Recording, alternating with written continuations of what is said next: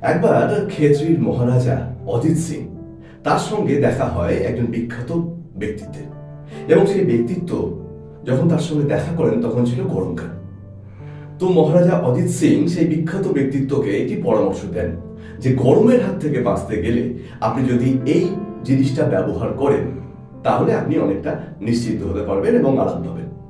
তারপর থেকেই এই ব্যক্তিত্বের সঙ্গে সেই জিনিসটি সম্পৃক্ত হয়ে যায় এবং আমরা তার যত ছবি দেখেছি সব ছবিতেই আমরা তাকে সেইটা ব্যবহার করতে দেখেছি।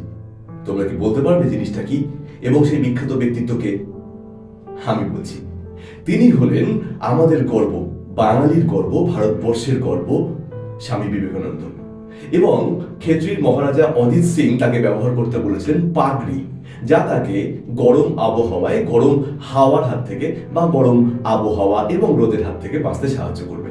তো এই ছিল আজকের ভিডিও। আজকে তার জন্মদিনে আমাদের শ্রদ্ধার্ঘ্য, এবং আপনারা জানাবেন অবশ্যই ভিডিওটা কেমন লাগলো। ধন্যবাদ।